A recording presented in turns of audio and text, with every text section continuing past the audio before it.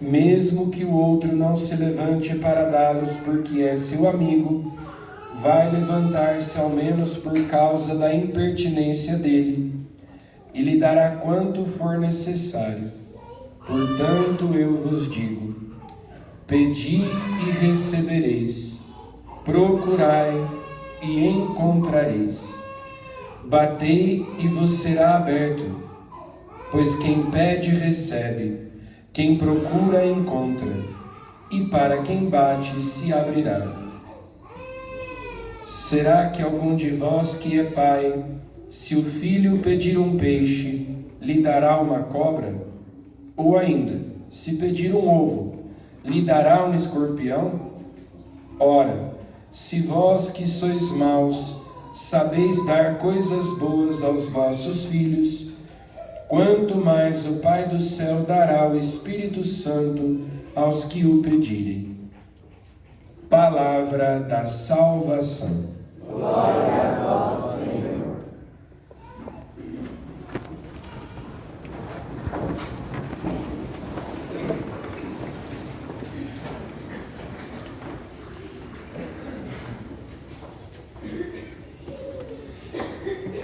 Caros irmãos, queridas irmãs, as leituras deste 17º domingo do tempo comum nos falam sobre a oração. Nos evangelhos nós encontramos duas versões do Pai Nosso. Uma mais completa, que é a que nós comumente usamos e que está lá no Evangelho de São Mateus, no Sermão da Montanha, com as 7 petições, os 7 pedidos que nós fazemos a Deus no Pai Nosso. Uma outra versão, que é a que nós acabamos de escutar, que se encontra no Evangelho de São Lucas, é uma versão mais reduzida, mais resumida. Faltam algumas petições e o contexto é diferente. Jesus está rezando num certo lugar e no Evangelho de São Lucas é muito comum Jesus estar rezando. Frequentemente Jesus se retira, frequentemente Jesus se recolhe, procura a solidão, não para estar sozinho, mas para estar a sós com o Pai. Procura a intimidade com o Pai. E os discípulos, vendo essa atitude de Jesus, vendo essa familiaridade com que Jesus fala com Deus, pedem a Ele: Senhor, ensina-nos a rezar. Ensina-nos a orar. Os nossos irmãos protestantes costumam dizer que eles oram e nós rezamos. Do ponto de vista da língua portuguesa, essa é uma afirmação sem nenhum sentido, porque rezar e orar são palavras que significam a mesma coisa, são sinônimos. Não há nenhuma diferença entre rezar e orar. Mas eles dizem que o que eles fazem é oração porque eles falam com Deus espontaneamente. E nós rezamos porque dizemos algumas fórmulas decoradas.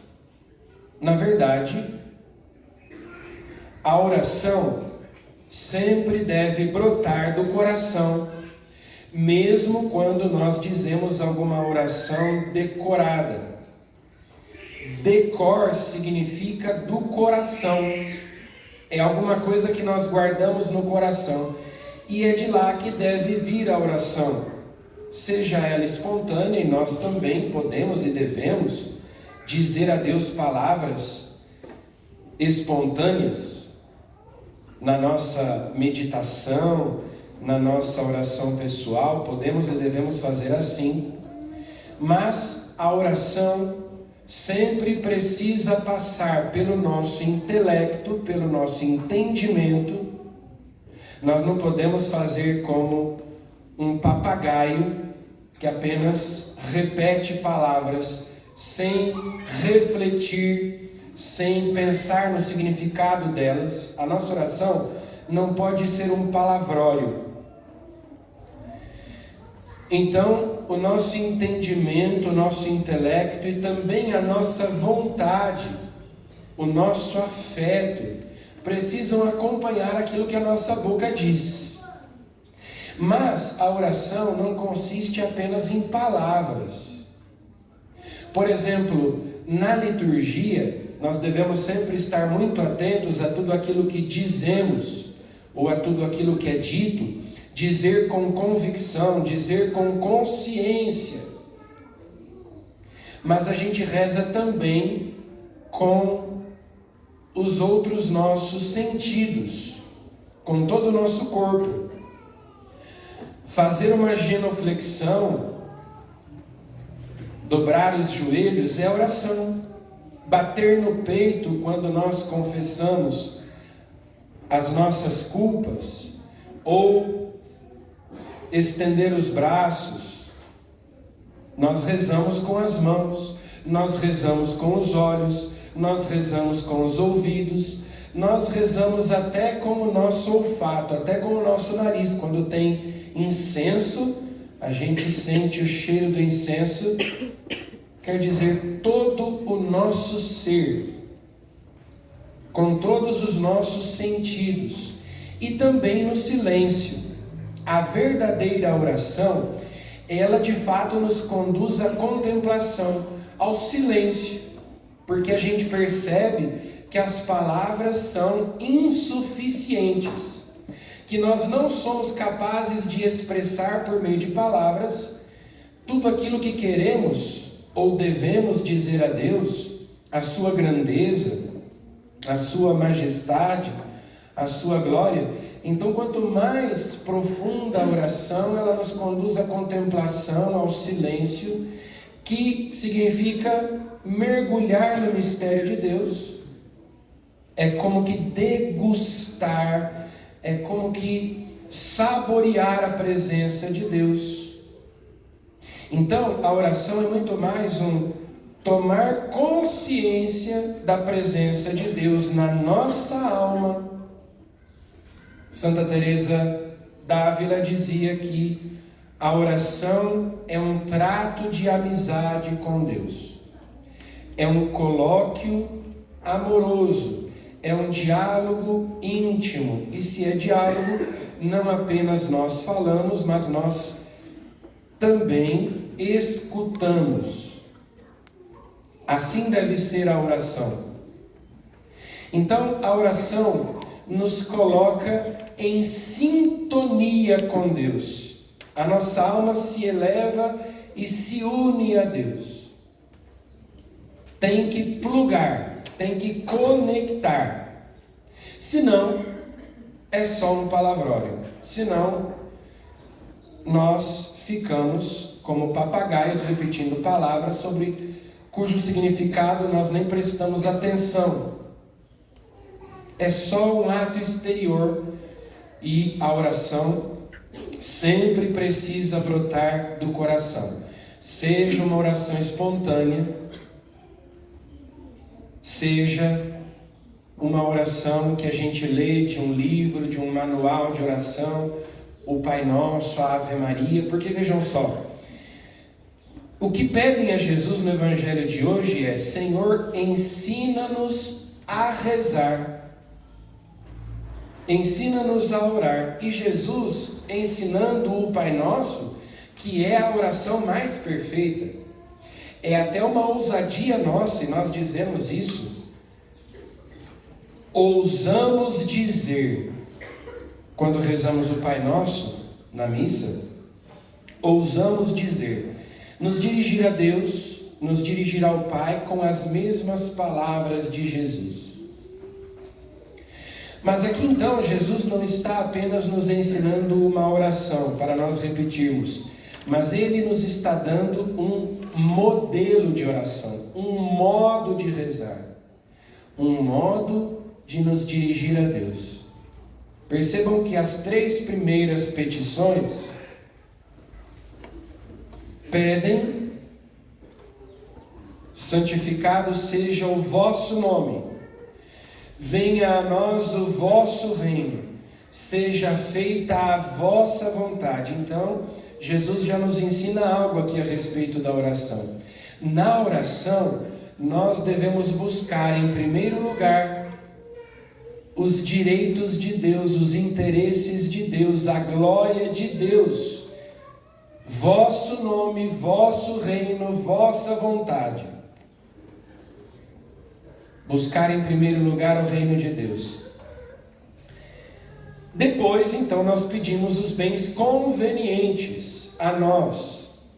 O pão nosso de cada dia nos dai hoje, não apenas o pão material, também ele, mas, sobretudo, o pão espiritual, a graça de Deus que nos sustenta. E vejam, a própria oração é o alimento da nossa alma, sem a qual nós ficamos desnutridos. A nossa alma fica raquítica, doente. A oração é a respiração da alma. Sem ela, a nossa alma fica asfixiada.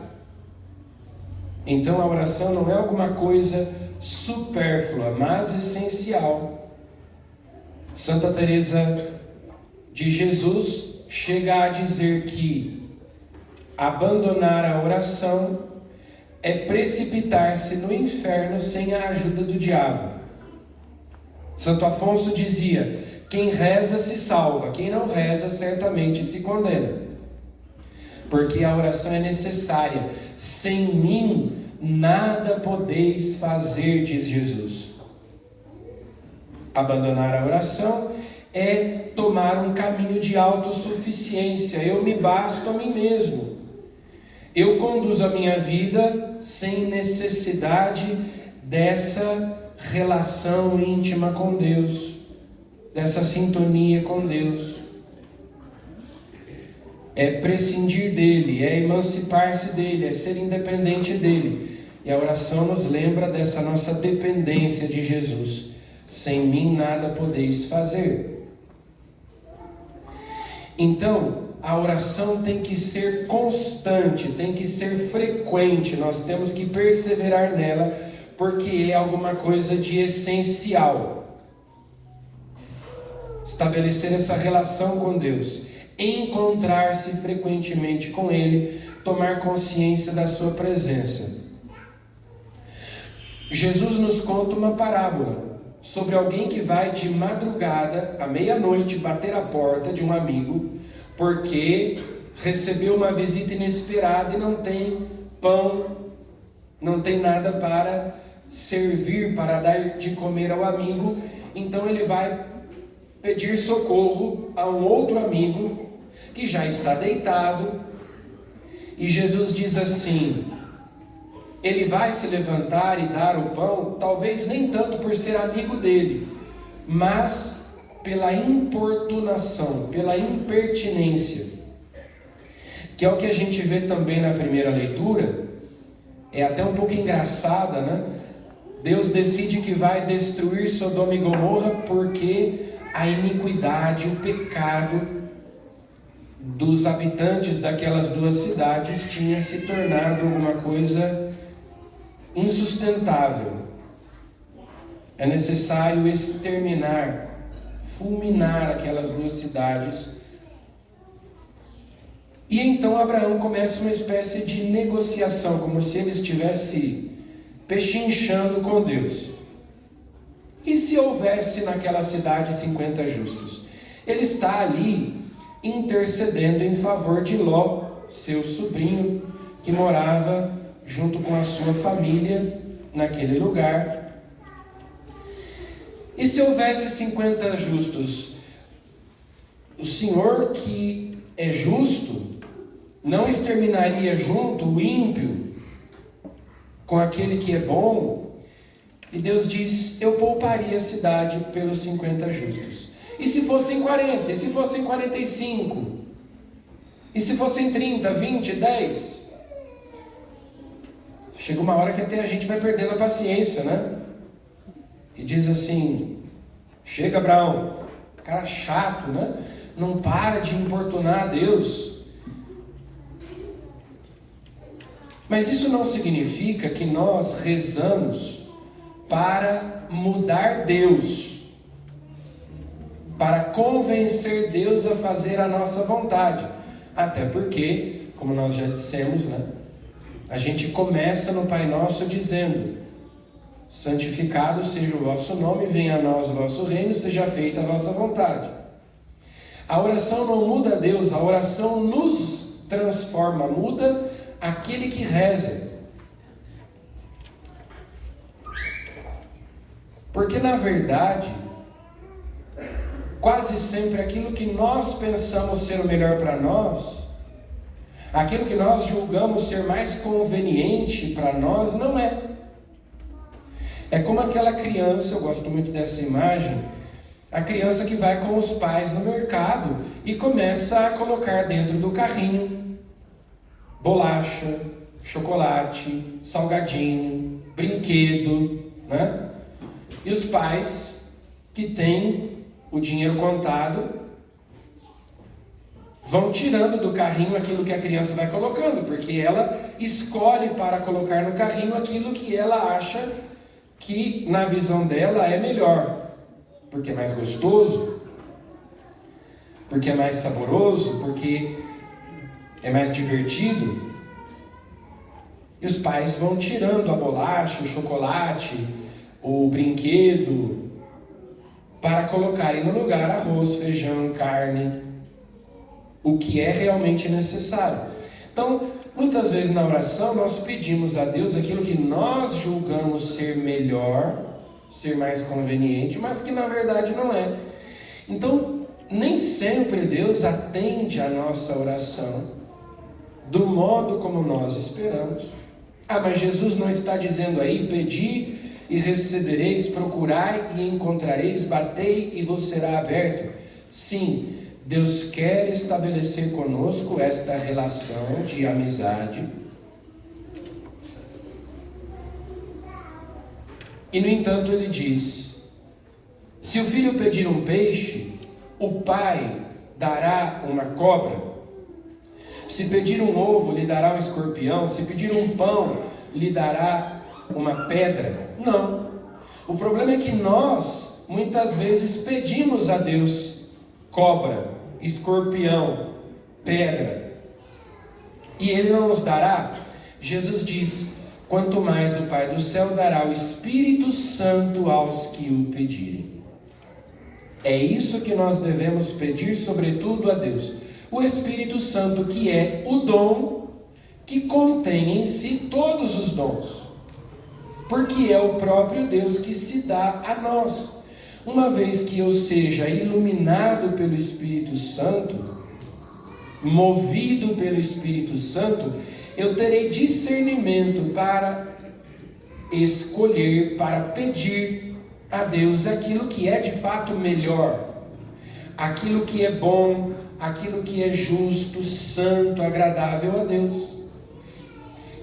Então é necessário pedir o Espírito Santo, que dá sabedoria, discernimento para pedir o necessário, para receber de Deus aquilo que Ele quer nos dar.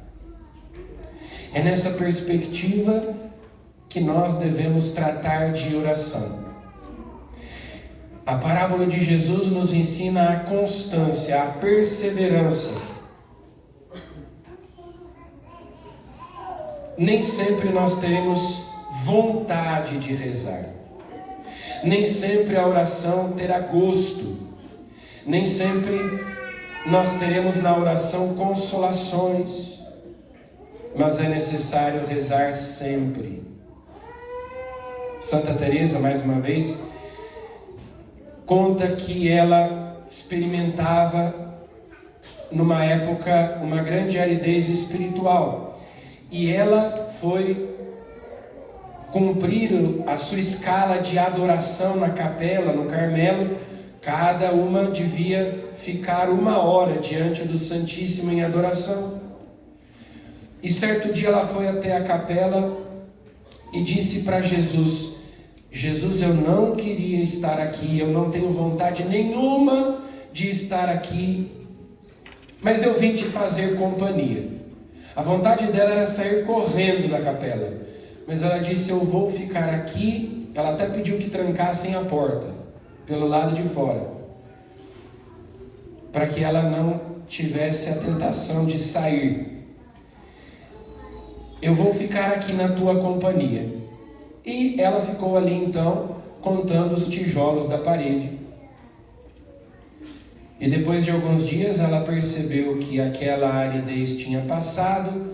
Ela pergunta a Jesus, quando foi que o Senhor mais me amou, mais se agradou da minha oração? E Jesus diz, naquele dia em que você ficou na capela contando os tijolos.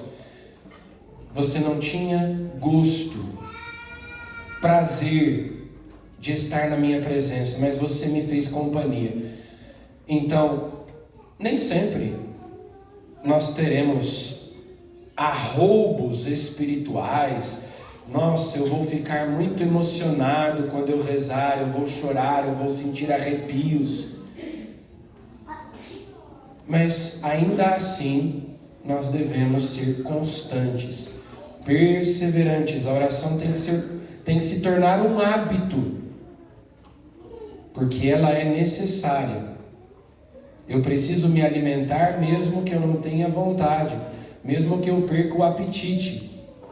Eu preciso me exercitar, eu preciso tomar banho, mesmo quando eu não tenho vontade. São coisas necessárias. E a mesma coisa em relação à oração. Porque quando Deus vê a nossa persistência, a nossa constância, a nossa perseverança, Ele nos recompensa dando-nos o Espírito Santo, dando-nos a sua graça. Vamos pedir a Jesus então, como os discípulos pediram, ensina-nos a rezar, ensina-nos a orar, que a nossa oração seja intensa, seja profunda, piedosa, devota, consciente.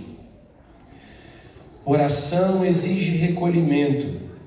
Oração exige que nós nos concentremos, tenhamos atenção, fujamos das distrações, pelo menos das voluntárias, porque as involuntárias é inevitável que em algum momento haja alguma distração, mas que a gente cresça nesse caminho da oração.